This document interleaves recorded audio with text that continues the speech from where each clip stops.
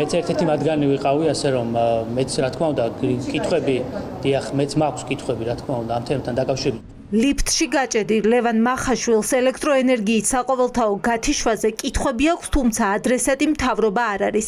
ის იმ ხალხს მიმართავს, ვინც ჰესების მშენებლობას აპროტესტებდა. ოცნებაში ახლა იმ მოქალაქეებისკენ იშვერენ ხელს, ვინც დიდი სადგურების მშენებლობა გააპროტესტა, ოცნების ხელისუფლება მათ ნებას დაჰყვა და მაგალითად ნამახვან ჰესის მშენებლობა ჩაშალა, რის გამოც ქვეყანას 450 მილიონი დოლარის კომპენსაციის გადახდა უწევს.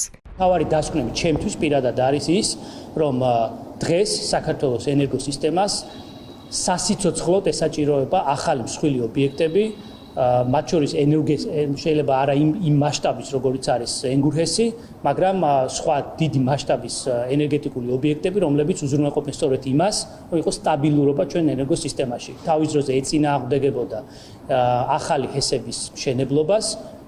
დღეს არ ვიცი, საზოგადოებამ მათ კითხოს რა პასუხი აქვს დღეს აი ამ ადამიანების წინაშე. საქართველოს ბოლო ორ კვირაში უკვე მესამედ ჩაბნელდა. გუშინ პიკის საათში ელექტროენერგიის მიწოდება მთელი ქვეყნის მასშტაბით ისევ შეწყდა. გაჩერდა საქალაქთაშორისო ტრანსპორტი, შუქნიშნები გაითიშა, მოხდა ავტოსაგზაო შემთხვევაც. როცა მოქალაქეების ინფორმაციით შუქნიშნის არარსებობის გამო ავტომობილი ქვეით შეეჯახა. გაჩერდა მეტრო. მგზავრებმა თავად დასალეს ვაგონები და გვირაბში ფეხით იარეს. ხალხი ჩარჩა ლიფტშიც. აუ გაგვიდა კარები გავაწყო. ეხა ხალხი ცუდად გახდება მართლა. რატომ ჩაბნელდა ქვეყანა მესამედ? პირველი პასუხი სემეკის წევრისგან პირად Facebook გვერდზე განთავსებული სტატუსით გავიგეთ. წინა ორი ჩაბნელების გამომწვევ მიზეზებს ენგურჰესზე იკვლევდნენ. დატესტვის დროს ქვეყანა მესამედ ჩაბნელდა.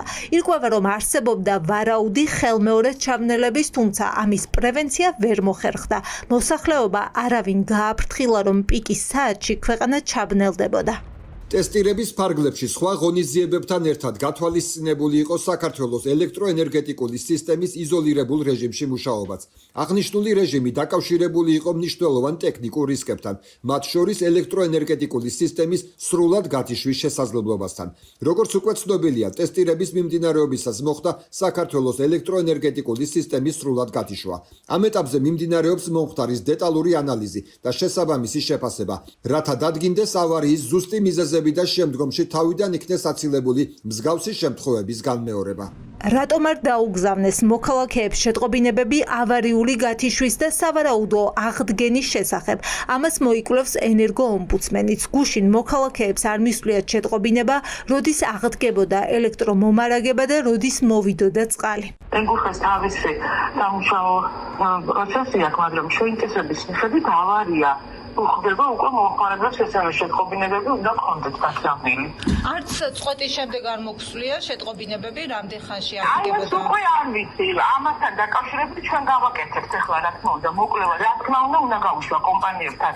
აი ასე ვთქვათ, შეკითხვა, დაიძრამა თუ არა ესეთი შეტყობინებები და ამასაც თავის წესი აქვს, რომ ვთქვათ, ავარიდან რამდენიმე ხანში უნდა გააგზავნონ, როგორ უნდა გააგზავნონ და ასე შემდეგ. ამას გავაკეთებ ამაზე მოკვლევას. კრიტიკის საპასუხოდ ქართული ოცნება ახალი ჰესების მშენებლობაზე ალაპარაკდა. ელექტროენერგიის გამომუშავებაზე პრობლემა არ არის, თუმცა მომხმარებლამდე მიტანა პრობლემურია. ექსპერტები გვიყვებიან, რომ ამას აღიარებს ელექტროსისტემა. სვამენ კითხვას. ახლა გაიგო ივანიშვილის გუნდმა, რომ ელექტროენერგიის გავრცელებისთვის ინფრასტრუქტურა მოუწესრიგებელი იყო და რატომ არ იმოქმედეს ამ დრომდე. იცით სინამდვილეში რა შეასაქმე? იმის გამო, რომ გენერაციის ობიექტები დასავლეთ საქართველოში ერთ სადენზე ვართ დამოკიდებული და ის სადენის აქვს თავისი შეზღუდული გამტარუნარიანობა, გვიწევს აზერბაიჯანიდან ან იმპორტი, ან თბოელექტროსადგურების ჩართვა იმისთვის, რომ მაგალითად კრიპტოინდუსტრიის მოხმარება დავაკმაყოფილოთ, მაგალითად გაზრდილი მოხმარება დავაკმაყოფილოთ, იმიტომ წინააღმდეგება თავიანთი კომპანიების დაწერილ შეფასებებს და ანალიზებს. აი ეს არის პრობლემა და არა ის ხუდონი იქნებოდა ეხლა აშენებული მენსკრა თუ ნამახვანი, იმიტომ რომ ეს სამი ობიექტი კვლავ დასავლეთ საქართველოში აშენდებოდა და კვლავ ერთ სადენზე ვიქნებოდით. აბა ერთი სიტყვა თუ დაცდენიათ, როგორ უნდა მოხდეს დივერსიფიკაცია, თუნდაც მიწოდების გზების. ერთი სიტყვა დაცდენიათ ენერგოუსაფრთხოების გასაცდელად. დამატებით კითხვებს იწვევს მთავრობის დუმილიც, არც ირაკლი კობახიძეს და არც მარიამ ქრივიშვილს სამჯერ ჩაბნელების ფონზე განცხადება არ გაუკეთებიათ. რატომ არ შეიკრიბა უწყებათა შორისი კომისია, პასუხი ისევ არ არის. თან არავინაა დამნაშავე დამავდროულად ყველა, ცოტა ხნის წინ ზარდიაშვილი შესწირეს ამ ამბავს, რომ თითქოს ის იყო ამ ყველაფერში დამნაშავე, მაგრამ აღმოჩნდა, რომ სისტემა არის მოწყვლადი, იმიტომ რომ ის არ ემსახურება ქვეყნის სტრატეგიულ საჭიროებებს, ემსახურება კონკრეტული ჯგუფის ინტერესებს და ნორმალური პასუხისმგებლიანი თანამდებობისფერი ხელისუფლება ეხლა უნდა მთავრობის ხდომას ატარებდეს პრემიერ-მინისტრი, უწყებათა შორის საკოორდინაციო საბჭო უნდა იქნებოდეს, შესაბამისი პერიოდულობით ბრიფინგები უნდა ტარდებოდეს, რათა საზოგადოებას მიეწოდებოდეს ინფორმაცია ენერგოსისტემაში რა გამოწვევების წინაშე დგას დღეს ქვეყანა. მთავრობა იმოქმედებს, თუმცა როდის არც ოცნებაში იციან, არ აქვთ პასუხი, რატომ არ კეთდება ოფიციალური განმარტებები ეკონომიკის სამინისტროში, ვინც ნიშნავს და ათავისუფლებს ქვეყნის ენერგომომარაგებაზე პასუხისმგებელი კომპანიების ხელმძღვანელებს.